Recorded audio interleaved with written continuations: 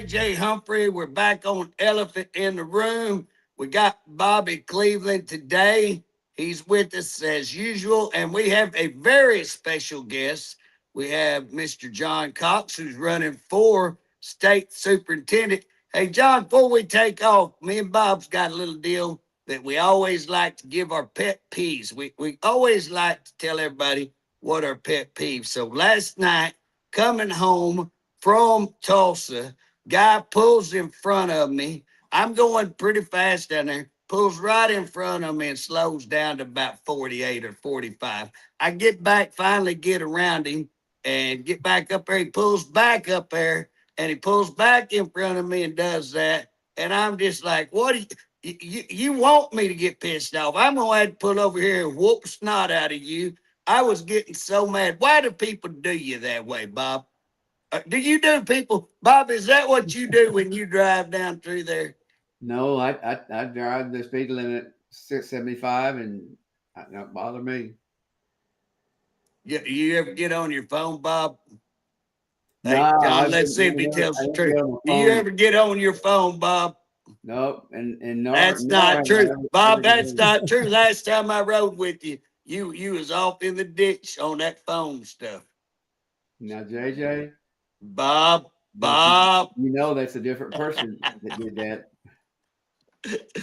Well, hey, what we want to talk about today is that Oklahoma is ranked number 50 in the nation. So, I mean, you can't go no lower. We're the lowest ranked state. Now, John, you've been in education for a long time. Do you really believe that we're the lowest in the state? Do you think that we're the worst in the United States? Or do you think that that's some skewed numbers? What's your thoughts on that? Well, I do think there's skewed numbers. I do think we have a lot of improvement to make, though. And I've actually looked at that 50th ranking and the group that put it out. And there's a lot of variables in there that we have no control over. But then again, it's based off of the national test, the National Association of Educational Progress test. And they only test our fourth and eighth graders across the state and right at less than 3%. So they generalize our entire population based upon the ones that they test. But I will say perception is reality. And it'll be my job to get us up to 25 and on up towards number one when I'm in there. Right. Well, it is reality because if you're asking people to come to Oklahoma, if you're Yep. wanting a business to come to Oklahoma and, that CEO has a business, has kids, do they want to bring kids to Oklahoma to get in the system? I Of do. course, they may want private school, but again, they're going to want employees to have education. So it does. Absolutely. I mean, it means a lot. That 50th rank means a lot to Oklahoma. And again, John, I was told, and I think these numbers come out of Ryan Walters' administration, but I think the legislators were told that if you pull Tulsa out of that equation, that we drop to 25th, that we move from about 50th to about 25th, and that if you pull Oklahoma City and Tulsa out, we drop to about 15th. So have you Yeah. heard those numbers? I've heard the 17 with Oklahoma City and Tulsa. And it kind of makes sense because I think the bigger metropolitan areas is where NAEP has been testing primarily. And so those numbers are actually coming out of there. But we have concerns everywhere, and I want to get away from being great test takers to more critical thinkers. And really, JJ, we have to infuse phonics back into our early grades again. At my school, we do that. And it's really valuable. It helps those kids that you would consider are non-readers. Someday it helps them actually learn the rules on how letters go together and teaches them to read. And we just really messed up a few years ago by going to whole language and to this other experiment that we did. And instead of sticking to Whose decision was that? Was that Hofschister? Did well, Hofschister do that? it was about during that time, yeah. And of course, we gave the kitchen sink away to the federal government for our plan. And all this testing has really gotten in the way of really true learning in our schools. And And I want my school not to have to test prep anymore. But if you don't test prep, you're not going to score very well and have a good grade. And that's what everybody bases how good your school's on. So if I can really get in there, and Ryan had mentioned this toward the end of his time there about doing growth-based testing. And that's something I mentioned to him 3 years ago, because you get immediate results. Teachers can Well, change instruction. Hold on, because I can see Bob. Bob don't know what growth-based testing is. Bob, do you know what growth-based testing is? No, have no idea. Well, me okay, neither, so me neither, yeah. Bob. So don't feel bad. That's why I wanted to ask. All right, so real simply, most schools do it 3 times a year anyways, but you actually give an assessment, and then you get immediate feedback results from the assessment, and the teacher can change instruction based upon what the child doesn't know. So it's extremely individualized and to a classroom. And so that's what I want to do. Right now, our results off the test we take in late April, early May, we don't get those back for 3 months. So it is an absolute waste of time to go back and look at those test scores, because we can't do. How effective is the unions with the state? I don't really see them as being effective. And I got in trouble for saying that one time from a Republican group south of Oklahoma City, because they viewed OEA and the unions as somebody that's extremely powerful. To me, they have a voice, but that doesn't necessarily mean you have to go towards that voice, what that voice is saying. And, I think our teachers are really tired of being hamstrung by scripted curriculum. And I want to go back to where we can do hands-on science projects and have time for things that are valuable to kids and things to make lifelong learners out of them. So, so when I'm asked about OEA, I'm really proud of Professional Oklahoma Educators, who is a conservative Christian teacher group. There's about 12,000 in that group. And so, they're the ones I talk about going out through the state, but I don't see unions not on the John Cox administration. Now, when it was tied in with the administration that JJ was talking about, they were all in cohesence with each other. And so, Joyless, you talk about joyless Hofscheisters, but yeah, I take great. She does give me joy. To call her joyless Hofscheister gives me great joy. I will say that. And JJ, I'm looking straight ahead, as you know. Oh, you don't have to say a word. I'll say all of it. Drummond's talking about how he's going to change the education system around, and I don't know what has kept him from doing it since he's been in office, but all of a sudden he's interested in education, and he's going to get it straightened out. Now, have you heard him say anything that was that might be a ball changer? Well, I will say all of the governor's candidates, because I've crisscrossed and passed with them over this time and in the past few years, and the game changer and really elevating us up from 50th to number 1 is a strong reading program. I mean, just immersed in reading. And that's why we have to get rid of these useless tests and go all the way through 5th grade with it, to make sure nobody is left in the gaps on being able to read. I'm hearing all the time across the state, we have seniors in high school graduating that cannot read. And that's got to break people's hearts that we haven't done that. So the governor's candidates, they are all campaigning on a state superintendent platform right now, which I am very proud of. And most of them are saying Mississippi Miracle. Lindell Fields, who was Stitt's appointment to the state superintendent's position, he mentioned the Mississippi Miracle last Thursday. I've researched it. I've looked at it very hard, and it's what I do in my school already. It's a highly successful thing, but it has to have some bite in it, and there has to be. They're saying 3rd grade retention. Typically, I look at, you really need to figure it out in 1st grade if that student needs more help, because 3rd and 4th grade is almost pushing it as far as retaining, but there has to be some teeth in it. And well, John, let me ask you this. Everybody talks about retention. Yeah. What if you had a kid and you identified that kid in kindergarten, 1st grade, and they were a little bit behind, but man, they were pretty sharp, and after they got instruction and they really improved, could they be moved back up to get back on grade level? Can they earn to grade level? Is that possible, or There is is, that yeah, there is that flexibility. And when they originally did the law, and it may still be in there, you could actually move them back up. Like if you had to retain them in third, but they advanced to a fourth grade level by midterm, you could put them in fourth. I thought that was a little odd to me because they already missed out in the first full semester in fourth grade. right? So I Yeah, have some they'd be thought, right back behind. Yeah, yeah, but really, education needs to be more individualized, and you have to be careful that you don't have a 15-year-old third grader at some point. I mean, well, here's where I'm at.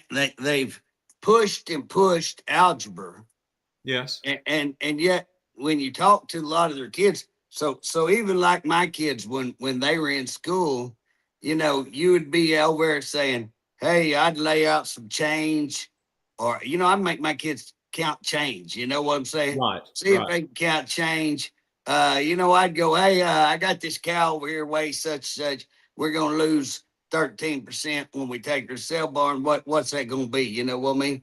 And exactly. you would be amazed they couldn't do a lot of that stuff. Now we worked with our own kids and got a lot of that stuff, but hey, what about those that weren't working? And so what it looked like to me, they were pushing algebra, but if you can't do basic math, why are we pushing algebra? And again, what they would do is move them through basic math so quickly, trying to get that test, trying to Exactly. get this advanced math, that they weren't mastering the skill. And for me, that's where I'm at. You need to master the skill before you can go on to, divisions and fractions. You need to be able to add 1 plus 1. If you can't add 1 plus 1, we got to master 1 plus 1 before we go to, Exactly. 5 times 5, or then before we go to fractions. You got to Yeah. master all these skills to move forward. And if we had them mastering skills, I think we would do better in Well, algebra and geometry and things like that. and JJ, that's what all over the state. That's what I've been saying. Exactly what you're saying, because along with reading, you need to have foundational math, and that's what I'm calling it through fifth grade. So I'm always going through my classes, and I'll ask a student, "Hey, what's 6 times 7?" and just see if they can say that, because I want our kids to know all their basic math facts by the time they get through sixth grade, know fractions to decimals to percents. And of course, math is my area.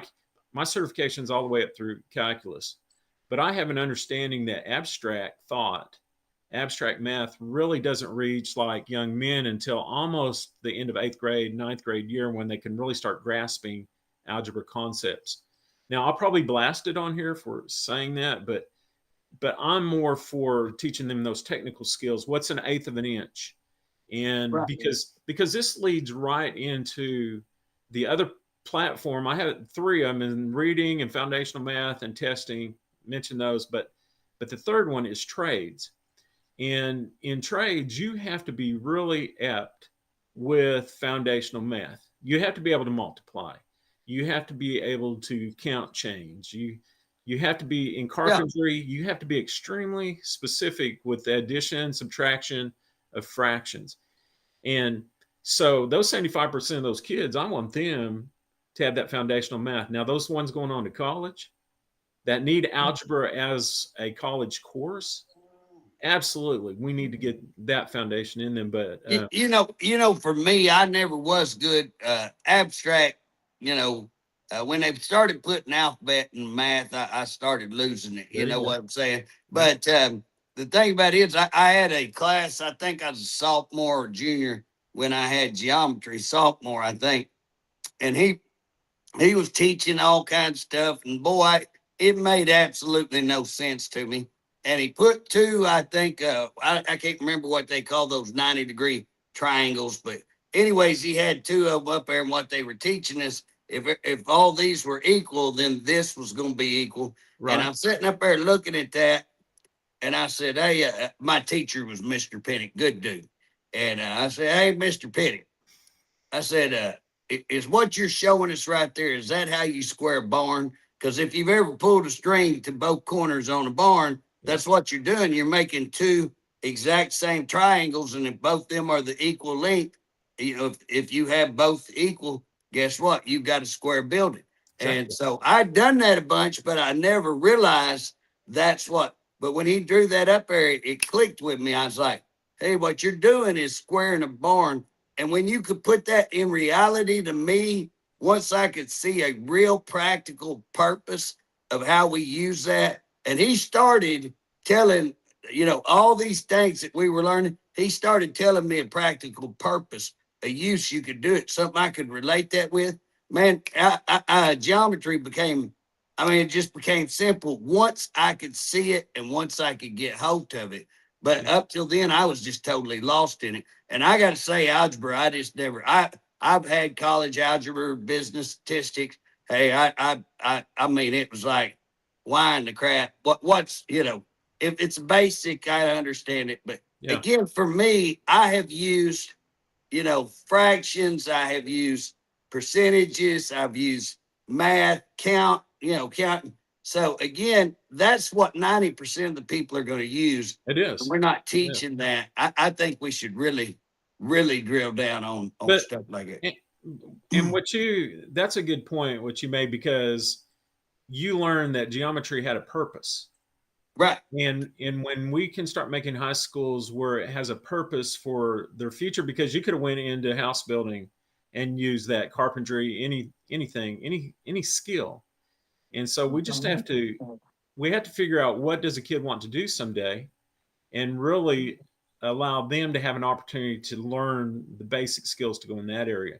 But foundational math is good in everything you do. Right. But here's what I don't understand. Like, if I was going to be a teacher and I was going to teach geometry, I'd draw that up on the board, and then I'd have something outside. And I go, okay, we're all going to go out here. I got a string for you and I got a string for you. One of y'all go get on that corner. One of you will get on this corner. Here's the tape, and we're going to pull that tape and we're going to show how this works so that people go, oh, okay, now this whole thing is square. That's how you build a building. That's the foundation of your building. And guess what? I think so many more kids, when you put hands on, you get it, you teach it, then you go put hands on it. And so much of our learning is not hands on. And I think that we would get way more out of hands on stuff. Yeah, let's go back to there. Let's go back where we could do projects in middle school and elementary, because those things stick with you. And a lot of us are more tactile, or I'm not verbal. Very many of us are not oral, but I am more hands-on and visual. And so I like to see what you're talking about. And many more of the learners are like I am. So, but you can't do that. You can't go back and do those things unless you can make testing more meaningful to what we're doing, and then allow teachers to go and teach. This whole thing is where teachers are just scripted.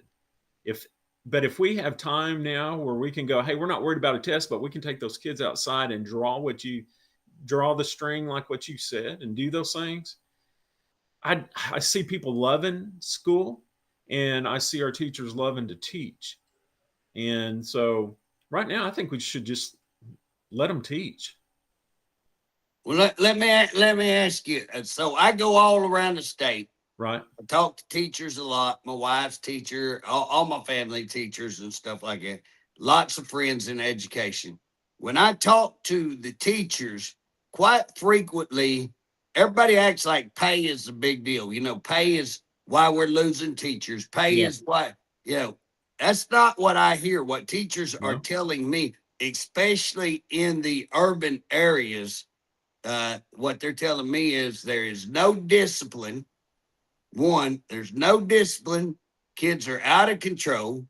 Kids are harder to teach. And what they mean by that is that parents don't read books to them. They're watching these videos, and they're way behind where students were, say, 10 or 12 years ago. And especially since COVID came, they really taught that these students just are nowhere near what they need to be, and that their discipline is an issue. And a lot of them up there on the woke issues, which I know Ryan really went after that woke issue, so he may have gotten that kind of out of your way. You still got schools wanting to push that kind of stuff. So what's your thoughts on those issues? I mean, how do you get discipline back? How do you get these kids that are so far behind back on level? I mean, do you have tutoring programs in mind? What's your thoughts? Yeah, so there's 3 or 4 embedded questions in there that you had. So one of them was teacher pay, and even my teachers tell me they're not there for the pay. They're there to help children, but they would like to be able to pay their bills. Sure. And so I advocate now for a starting salary to be right at 50,000 for someone coming out of college and being able to teach. If you have a certificate from a tech center at 19, you can make about 63,000. That's the average. And so we had to put more value into that. I will say, like, the behavior problems and why teachers are leaving more inner city schools, because JJ and Bobby, I have 6 employees who've been with me over 25 years. And so they love coming to work because we make a point for our environment to say, you're not coming to a job, you're coming to help children.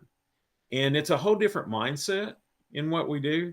So our teachers love coming and they love staying there. And I think you see that a lot in the rural areas, but we don't have discipline problems. And when it comes down to discipline problems, really that is a local control issue from the board who hires the superintendent, who gets the principals, trains them, and if they have an assistant principal for discipline, they train them. And a lot of times they're just thrown out there. I hear too many stories of kids being sent to the office. The principal talks to them for a few minutes, gives them some candy, and they go back. I hear a lot of those stories. And really, there has to be some internal training on behavior modification, on training principals how to handle discipline. And then also there has to be repercussions from a child doing what they're doing and the parent taking responsibility for their child in those cases. And a lot of times parents will say, well, it doesn't happen at home. We know good and well it happens at home sometimes. And so they have an understanding of the same behaviors we see. And that is why a lot of teachers, I'm hearing in the inner city, leave the profession because of the abuse they take, verbal and physical abuse. And so that's an internal problem where we can provide more training for that. The other question you said is how do we get these kids caught back up? Because I've been talking across the state on pre-K through 5th on reading, but then we got 8th, 9th, 10th graders who can't read. What can we do for them? Well, we're going to have to go catch them where they're at and do everything we can, because I'm telling you, if a student learns the rules of letters, how they correspond to each other, and I'm not just saying reading, but the rules, they will become a forever reader because they will know how to put letters together to be able to read words. And then the second step of that is, after you know how to read, is what are you reading? And so there's those 2 problems that we have. So we have a major challenge. And that's one reason why really I wanted to get in there right now as an interim and have that 15 months to get after this and get on it. But I was pleased to see that Linville had, Superintendent Fields had said last Thursday that they're really studying that model, because that is a game changer. But well, let me ask you this. I believe in local control. Yes. And here's what's funny. I get tickled. The Republicans always say, less government, local control. But I'm Republican, okay? The Democrats have lost their mind. I'll just tell you right now, there's good Democrats out there, but they're staying quiet. They need to take their party back. So I'm all about the Republican Party, but here's the deal. I'm also about do what you say and don't just talk and not do it. So when you're looking at these agencies, you're looking at growing government. Government has grown. Every agency up there has grown the administration, more and more administration. And what happens, the more administration you get, and I was watching Rick Gurnell this morning on Maria, and he was talking about the Kennedy Center, that they had 94 employees, that they come in there, they dropped all those 94 employees to 16 employees, and that they could show you they're collecting more money, they're doing better I mean, just getting rid of all those wasted employees that was wasting all that money actually made it run much, much smoother, and they're getting way more done. Now, again, one of the big problems is that, and I'm going to throw you a couple of questions in this. Big problem is, you know, you may have a reading specialist out here, and she does the grading on where these kids are, and then she's got to turn it into State Department. She can't come back and do anything with those kids till they get the grades and they tell her what's going on.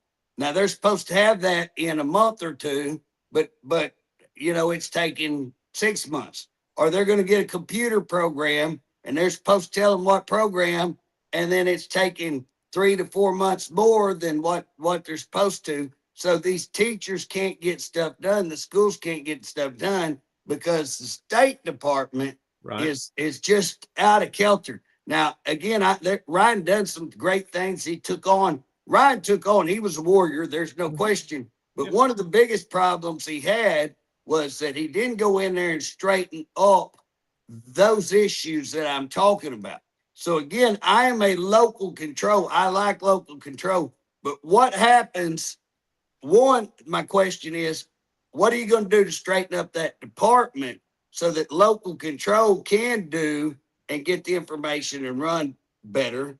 But also, what do you do when local control fails? So can we have a measurement saying, guys, we're going to let y'all run your own show, but you're not going to do these things. We're not going to be teaching furries. We're not going to be teaching crazy stuff. We're going to teach, you know, English, math, science, that kind of stuff, reading. But also, what are you going to do when they're failing?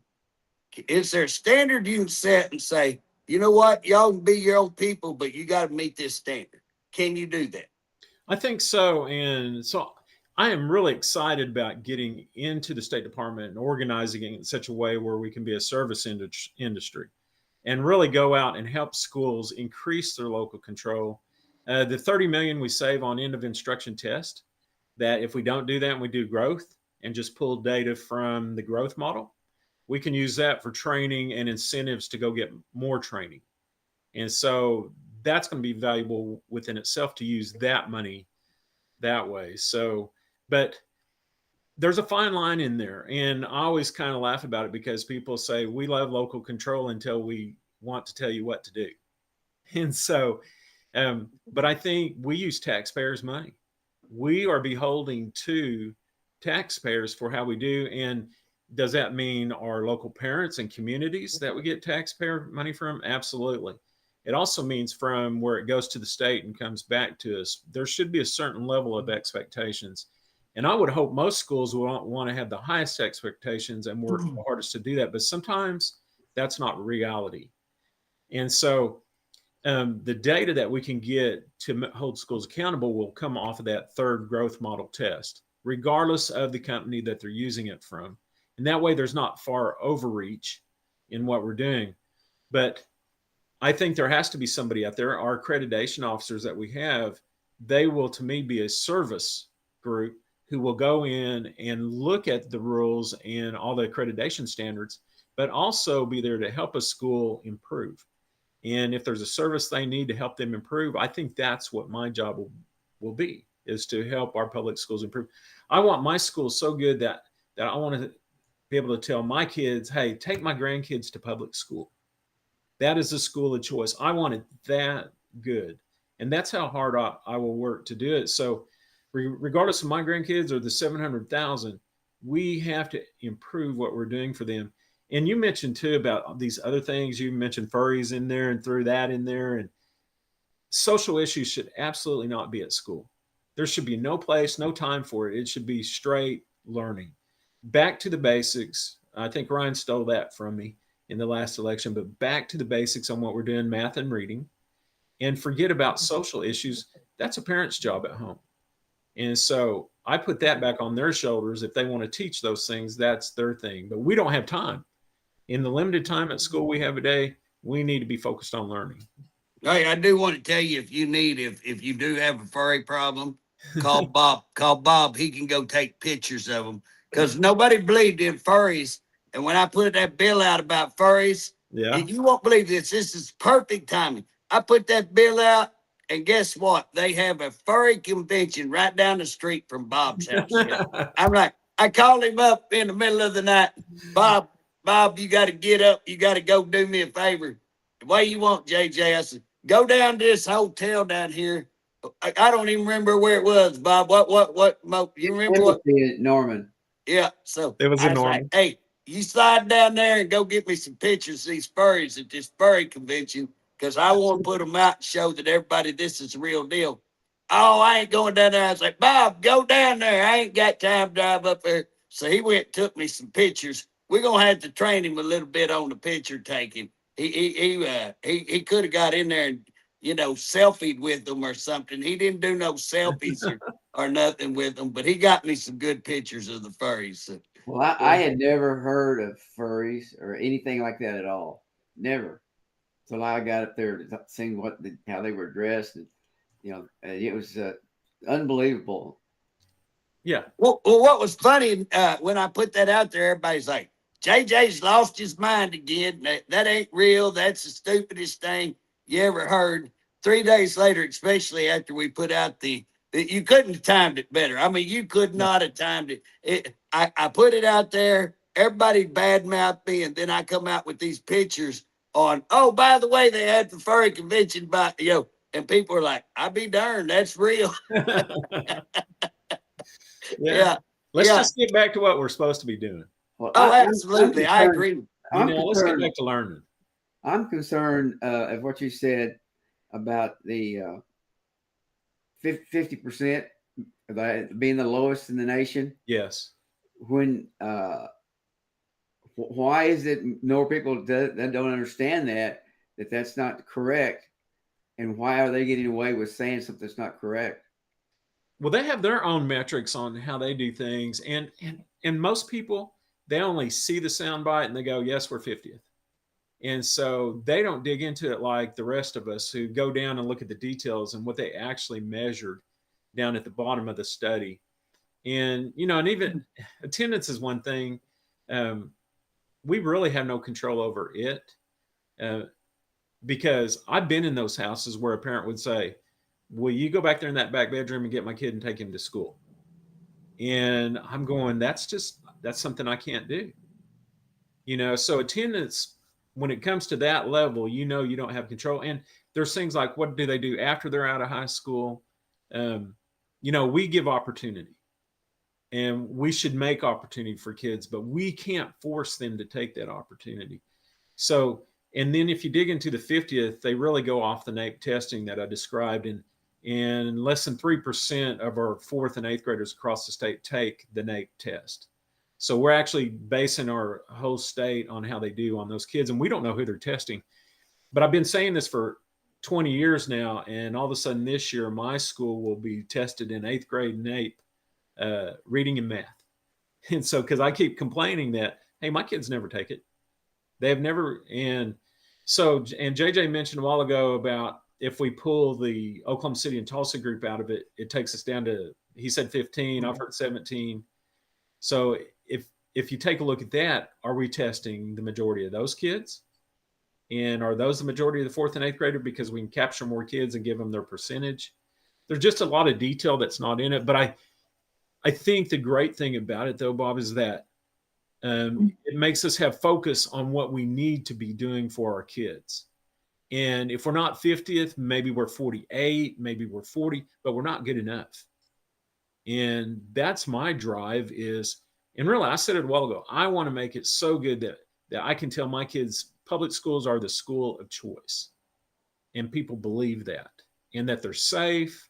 They're a safe place to take your kid and safe place to learn. So, so that's so important. That 50th conversation has really brought a lot of things up. And I think it's going to help us in the legislative session this next year. I agree. I think that people are at a place we have to do something. It's embarrassing. And I think that you're going to see legislators want a plan, but I think we have to have a plan. And one of the things I think you have to get all the schools. And I will tell you this, I disagree with so many so many of your teachers and so many of your administrators were just seriously, I mean, hating on Ryan. And when you'd ask them, well, what really are you mad about? You know, they really wouldn't have the answers. Well, he just spends too much time on the woke and this kind of stuff. And, you know, he's argumentative. Okay, but what's, you know, what policy do you, but now here's what's funny. I can tell you when you go out and talk to everybody and you go, hey, don't ask them about Ryan. Ask them about, you know, on your reading stuff. Are you doing this? Ask the superintendents, hey, the forms y'all used to fill out, are y'all getting those in quicker? Are you getting them in?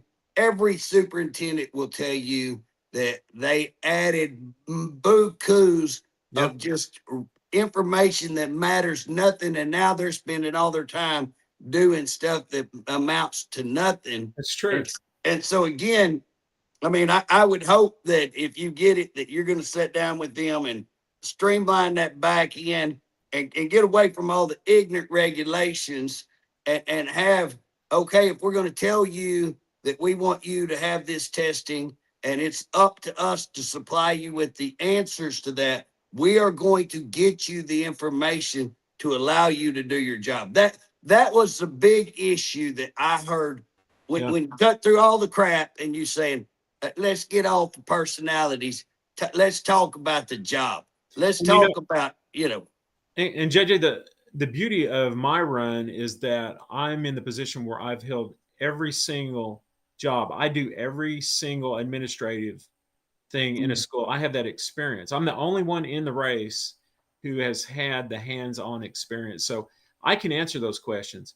It's a simple one is, why do we upload all these accreditation standards to single sign-on, but then I have to print them out and put them in a book and show the accreditation officer? So everybody understands what you're talking about. That are you talking about the deal where you had to code each employee and all of that? This is a deal where you have all the accreditation standards that you have to meet, and there's a list of them.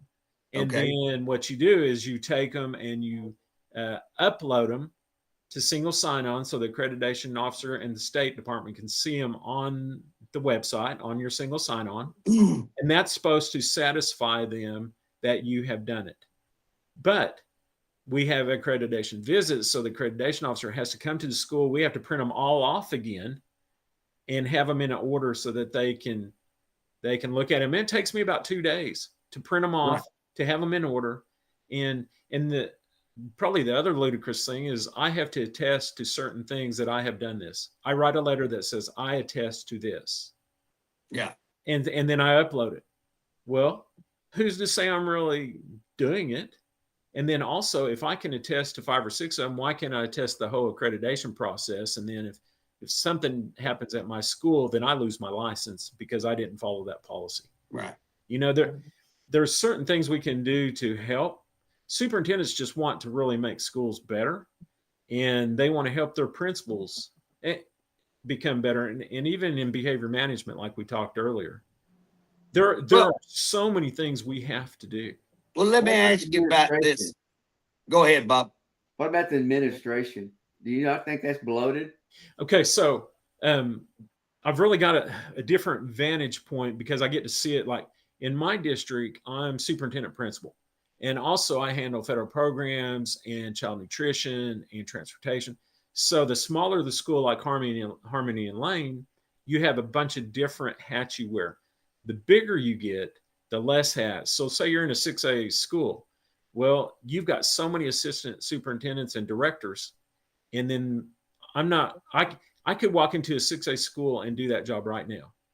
But I am not sure that a 6A superintendent who has never been in art could come into my school in PEGS and survive, because you would have to learn the entire system.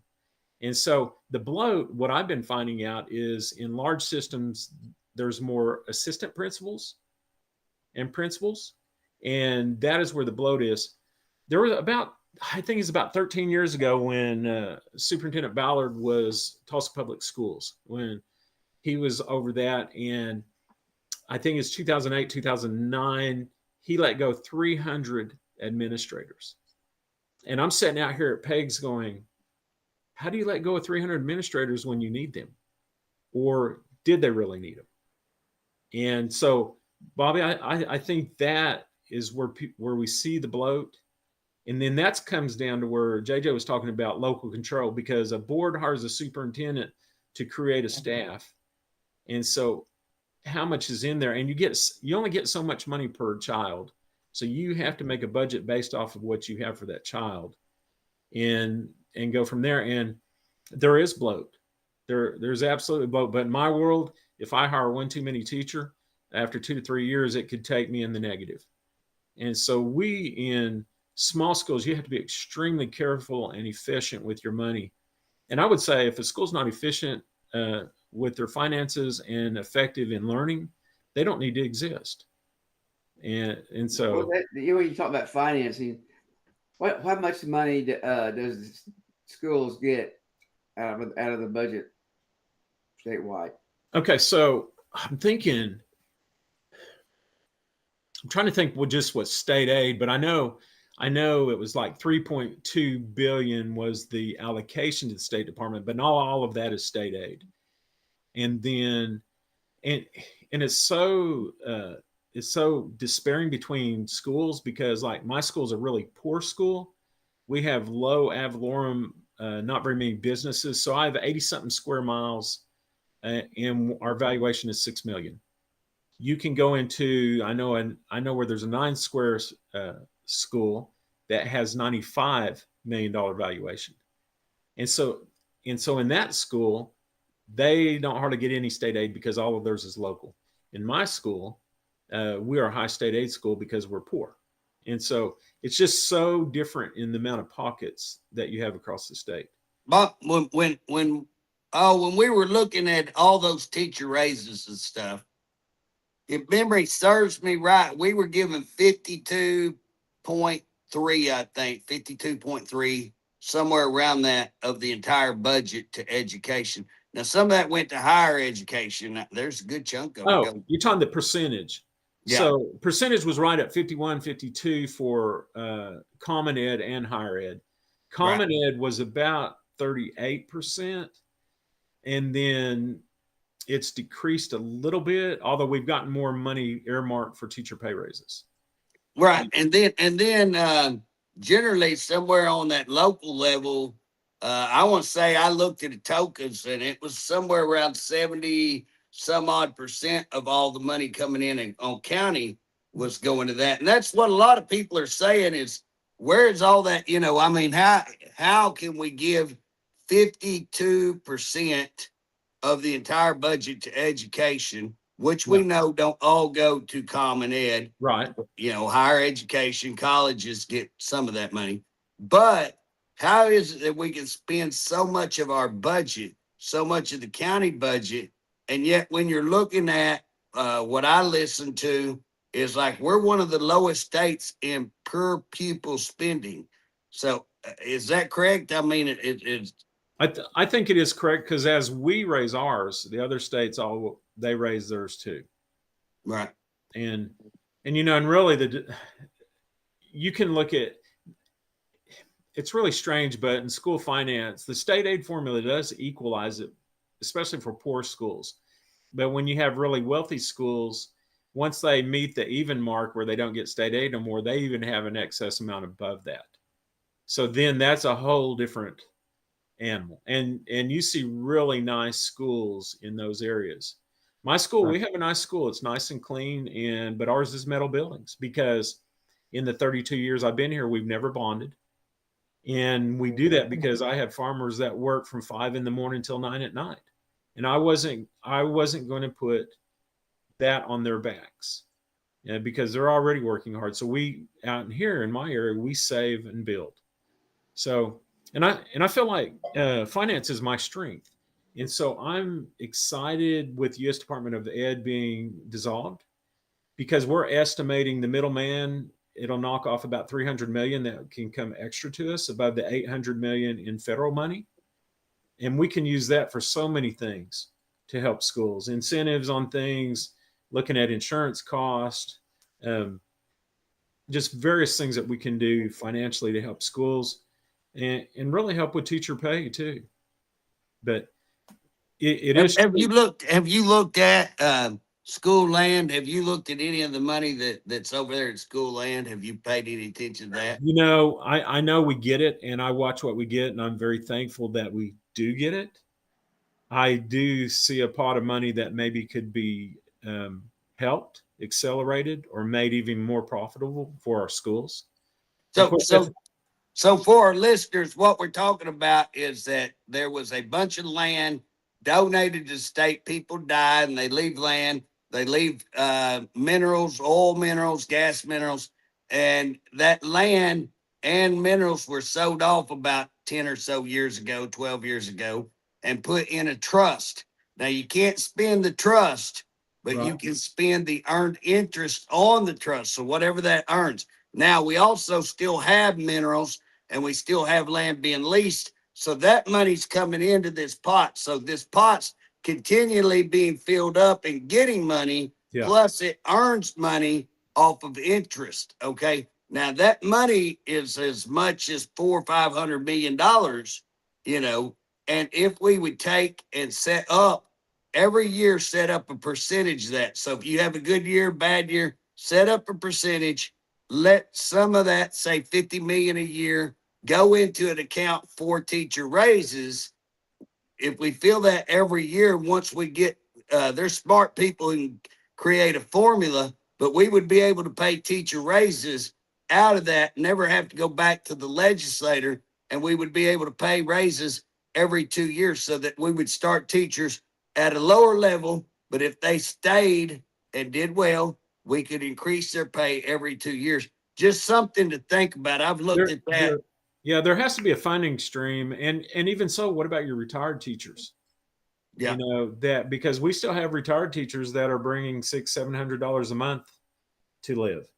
You know, and so there's got to be a way to help this. But this fund was established at statehood to help take care of schools across the state. Right. And so we have to just really watch it with vigilance, I think, and make sure that money's getting back to our schools. I agree. I agree. And I think there's some funding streams that we're not taking advantage of that we could look. I think we're over bloated on some of your administration in education department. Again, I think there's some things like we were talking about. I got involved with the teacher for our superintendent from Clayton, and he was working at Tuskahoma at the time, I think. But he actually didn't, as the guy before him had got the wrong code for two of their assistants, and it cost them $90,000 just. And I didn't realize you had to put all these codes.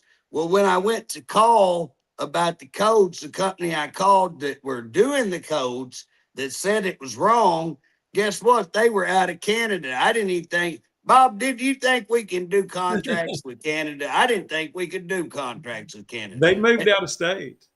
Well, in state, one thing, they moved the hell out of country. I mean, they moved out of the country, and we're contracting with the group out of Canada to do some of the biggest nonsense. Why in the world don't we write assistant, and stop the confusion? What's the coding about? What do you have any idea what that coding is for? Well, that coding really kind of derived from legislators going, we want to know what this amount of money is being spent for, or how many pairs do we have across the state? What are we spending money on them? So it's extremely detailed.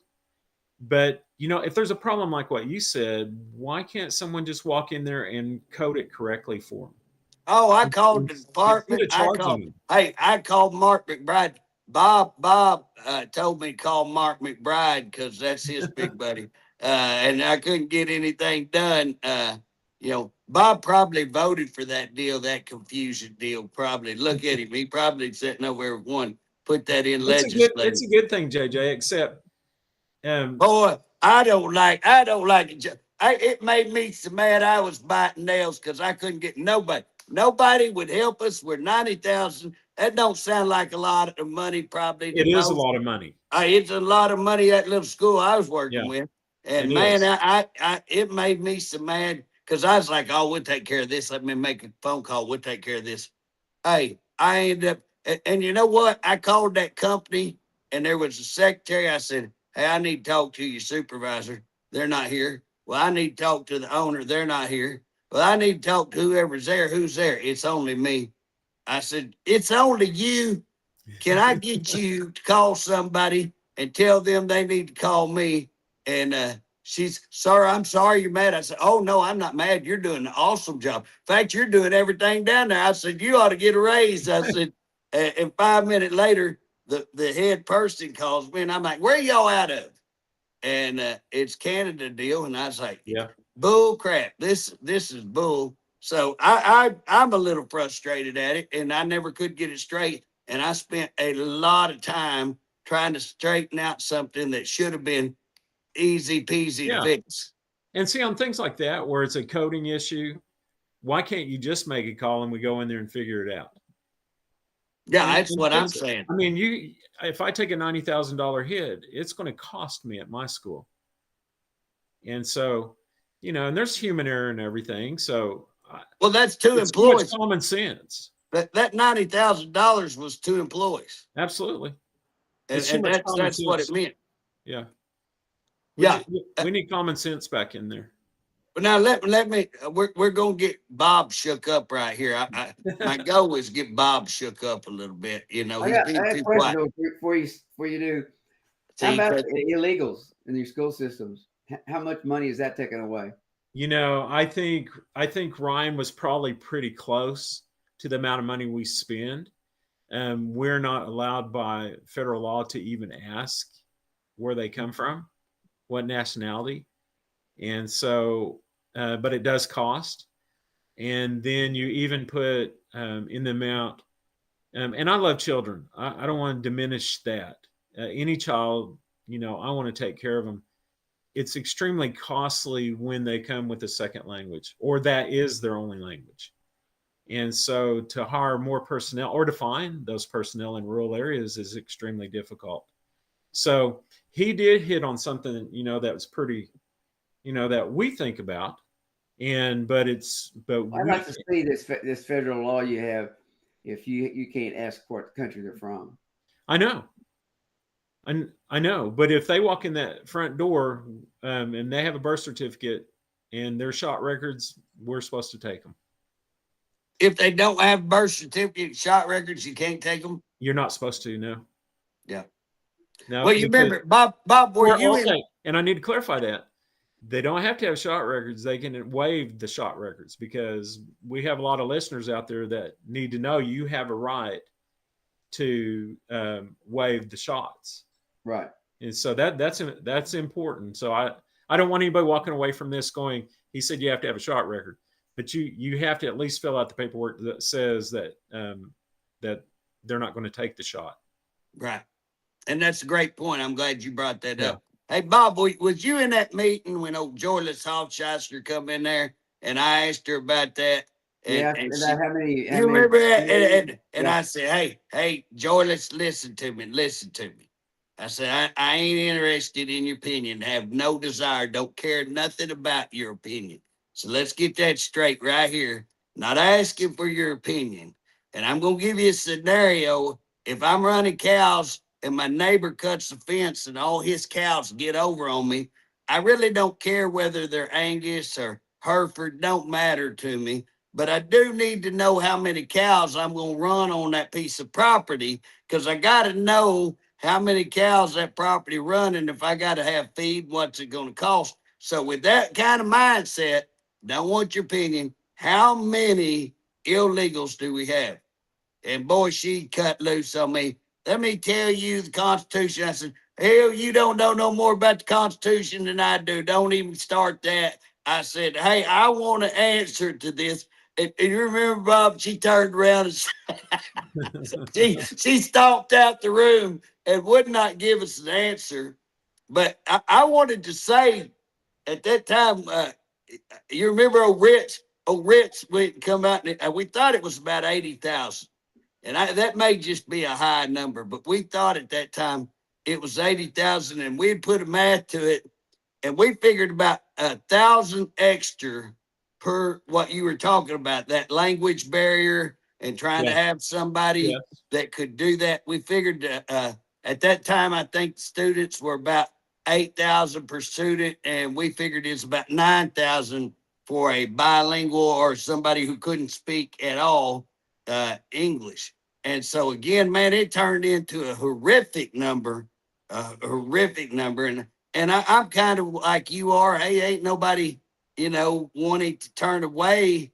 Nobody's wanting to be cruel here, but at the Right. same Right. time, you got to ask yourself some questions. Bob brought up a great subject Yeah. here because We have not to have only resources. yeah, not only is it going to take your money though, but if you have a class, let's say you have 10 people in your class that can barely speak English, what's that do to the rest of the class? What's that do to Sure. that teacher trying to teach and move forward, can't moving forward because of this language barrier? Yeah. Or are they behind in all of, where they at on? What does that do to our testing scores? What does that do to, Oklahoma's level? And some of that may be a significant factor in all the other things that we're talking about. Would you agree? We live it. I see that and we live that. Exactly what you said. Well, Hey, in the Bochita, my granddad donated some land for the school to have a school there outside of Bochita, and there was kindergarten through 8th grade, and this hadn't been that long ago. Through the 8th grade, and one teacher teaching that group such as that, and those kids got in there, and most of them got to graduate from college. Not most of them, a lot of them graduated from college. They went Yes. on, but how in the world can they do that with one teacher teaching that many different levels, and we can't even do it with one level? Bobby, I'd say that was an excellent teacher, and I hear these stories everywhere about, and even I don't know, extremely wealthy people that have made their living coming out of schools where they graduated with 30 kids. Yeah, from small schools, but that's the whole point of everything. It depends on the teacher, private versus public. Which is the best? Well, it comes down to the teacher you have at that point of time. Well, I would also say, John, that back then you didn't have the sports programs, you didn't have the other, non-curricular activities. You had a lot of those. They weren't teaching multiple, and all these complicated things that they teach nowadays. They were teaching mastering those skills that we were talking about. Yeah. And of those schools that I have talked to that did that, and there used to be, people didn't have transportation. And so I can sit right here at this building I'm at and tell you they had Ironstall, Mary's Chapel. I'm trying to think, Jumbo had a school over there. Doak had a school over here. I mean, we're talking about little bitty schools, Bentley.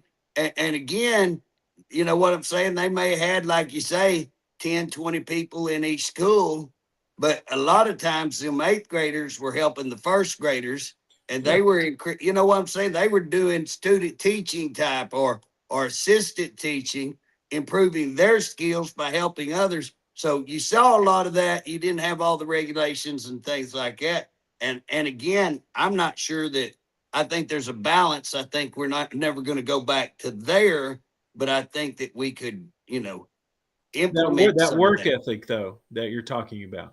Right. Work ethic. And we have a lot of good teachers out there that are like that. Well, and also I'll tell you another thing, the kids, we need to get back, if I tell my kids all the time, when they was about 14 or 15, they all went to work. They all, about 14 or 15. In fact, I had to cheat and get their not license a vehicle early so they could get to work before we actually passed that deal. But here's the deal.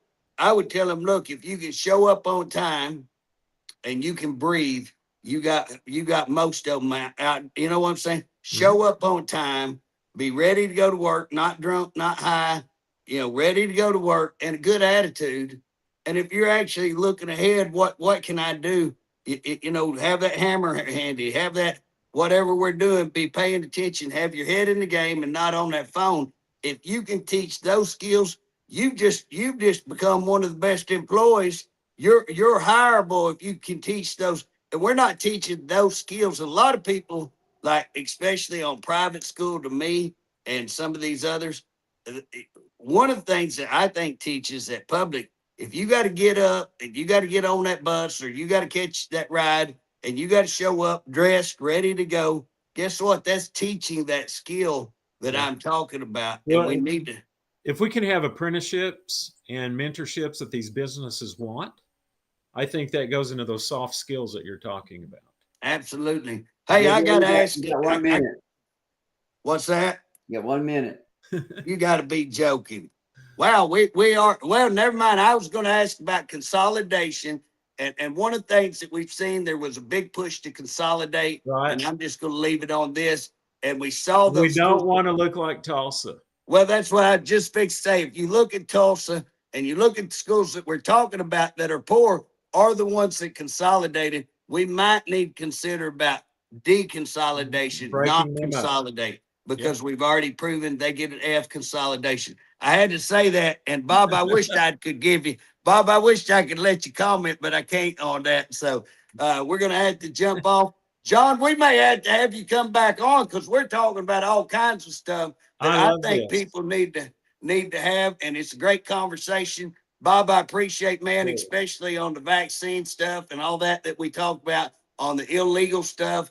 Man, that's stuff that people need to know. We're not oftentimes have the opportunity to talk about it when you're out on the road. So appreciate you, John. We'll have you come back. Good luck. Hey, guys, this is the guy that y'all need to give a good look at. This is the guy I'm supporting for state superintendent. I just want to say that before we go. Y'all have a blessed day. Thank you. Thank you.